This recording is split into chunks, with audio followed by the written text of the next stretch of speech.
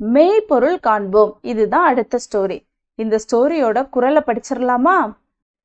எப்பொருள் யார் யார்வாய் கேட்பினும் அப்பொருள் மெய்ப்பொருள் காண்பது அறிவு.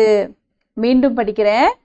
எப்பொருள் யார் யார்வாய் கேட்பினும் அப்பொருள் மெய்ப்பொருள் காண்பது அறிவு. விளக்கம் என்ன எக்ஸ்பிளனேஷன் சொல்றாங்க இந்த குறளுக்கு? எப்பொருளை யார் யாரிடம் கேட்டாலும் கேட்டவாறே எடுத்துக்கொள்ளாமல் அப்பொருளின் மெய்யான பொருளை காண்பதே அறிவாகும். அதாவது எப்பொருள் எந்த ஒரு விஷயத்தையும் யார் யார் சொன்னாலும் அந்த சொன்னது மாதிரியே நம்ம நம்பக்கூடாது, நம்ம அதை எடுத்துக்கிற கூடாது. அவங்க சொன்னது உண்மையிலேயே கரெக்டா அப்படிங்கிறத நம்ம கண்டுபிடிச்சு தான் நம்ம நம்பணும் அப்படின்னு சொல்றாரு. அதுக்கு பேர் தான் அறிவு. இந்த கதையை நம்ம படிக்கலாமா? மாட்டு வண்டி ஒன்றில் தேங்காய்களை ஏற்றிக்கொண்டு வேகமாக வந்து கொண்டிருந்தார் ஒருவர். வழியில் குறுக்கு பாதை ஒன்று வந்தது. அங்கே சிறுவன் ஒருவன் நின்றிருந்தான். மாட்டு வண்டினா என்னது? புல்லக்காட். அந்த இதுல தேங்காய்களை நிறைய அந்த கோகனட் இருக்கும் இல்லையா, அதை ஏத்திக்கிட்டு வராங்க. அப்ப வர்ற வழியில ஒரு சின்ன பையன் நின்றுட்டு இருக்கான். தம்பி, இந்த சாலையில் போனால் ஊர் வருமா என்று கேட்டார் வண்டிக்காரர். ஓ, வருமே என்றான் சிறுவன். போய் சேர எவ்வளவு நேரம் ஆகும்? மெதுவாக சென்றால் 10 நிமிடத்தில் போய்விடலாம். வேகமாக சென்றால் அரை மணி நேரம் ஆகும். சிறுவன் சொன்ன பதிலை கேட்டு மாட்டு வண்டிக்காரருக்கு கோபம். என்ன கிண்டலா?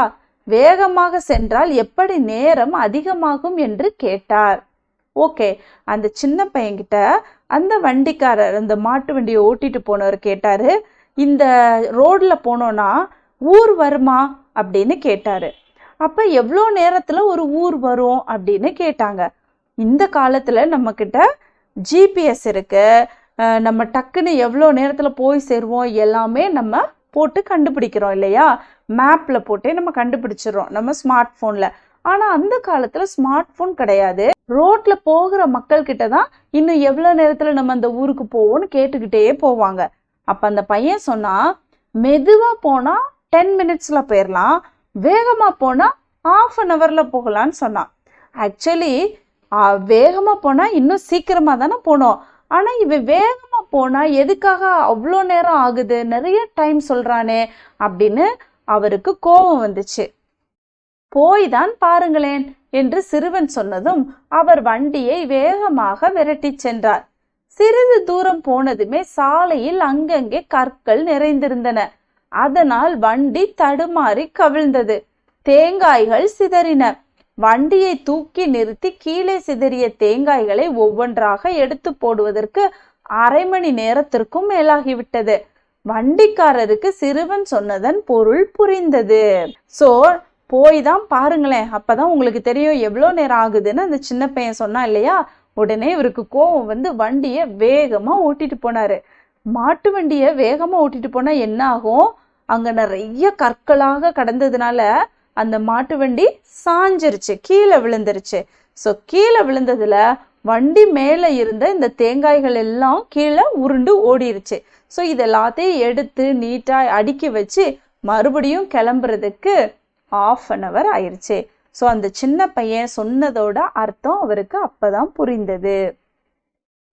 அதனாலதான் எப்பொருள் யார் யார்வாய் கேட்பினும் அப்பொருள் மெய்ப்பொருள் காண்பது அறிவு. யார் யார் என்ன சொன்னாலும் அவங்க என்ன சொல்றாங்க, அவங்க சொல்றதோட அர்த்தம் என்ன அப்படிங்கிறத நம்ம கண்டுபிடிக்கணும். அதுதான் அறிவு அப்படின்னு சொல்றாரு.